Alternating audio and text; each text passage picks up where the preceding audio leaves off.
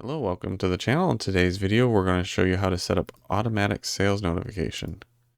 Now, regardless of what you have for a email marketing, notifying of a sale is so important to get your customers to come back to your site, especially since you work so hard just to get their email in the first place.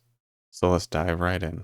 Setting up email notifications will vary from plugin to plugin, from company to company. The plugin that I built handles it all on the server, so you'll be able to go to it just by going to plugin. And first we're going to see all our email templates. How the plugin I built handles this is that the plugin will automatically collect abandoned cart information, so we'll be able to notify them when an item is on sale in the abandoned cart, as well as if you set a certain amount of days where something needs to be bought again, so it's a consumable, you can then notify them that, hey, their item is on sale. It's a good time to buy. Same thing with a wish list. When something in their wish list goes on sale, then it will send them a notification of that. The reason why we have it set up that way is that it will feel quite a bit more personalized to them and not feel as much like spam, and making it more likely that they will purchase. These are all the default templates that come with my plugin, and you can just activate it by hitting activate. You can also create your own template. The first thing we're going to want to add is a template name. Now this is the second one in the wish list, so I put a 2. This is what you'll see on the table. Next, we're going to add a subject line. And here's where you'll add what it will go to.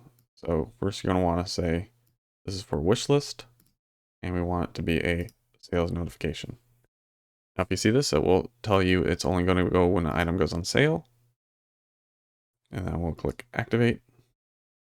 And then we'll start with the body. You can say hi, and then space. And now here's all the different fields that you can grab. So we want to add the customer's full name. And then we're going to want to add some text. There we go. The next thing we can add is actually displaying products that are on sale in that cart.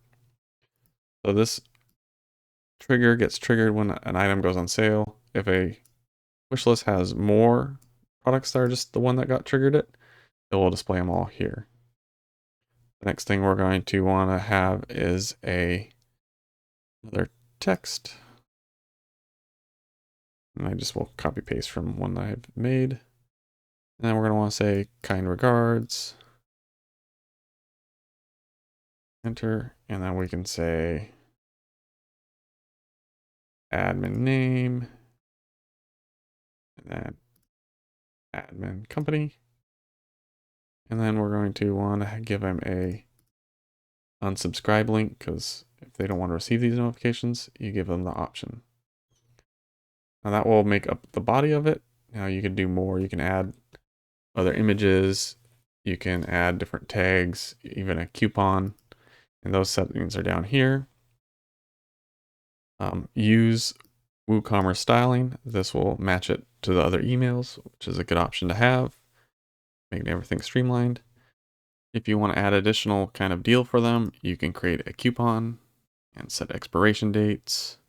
It's already on sale. I wouldn't necessarily do that. Apply a coupon automatically at checkout if you set one up. Then after that, you want to set up how many days or hours after the sale you want. The other one was 1 day, so we'll do 4. Set it to days. If you want to see how this is going to look, you can put the email address you want to send it to and send a test email. Now we can hit update, and that will save it. So if we go back into the templates, we'll narrow it down to sales notifications. And there it is, wishlist 2. After 4 days, it's activated. And it's good to go. If you like this video, please like, share, and subscribe, and we'll catch you next one. Bye.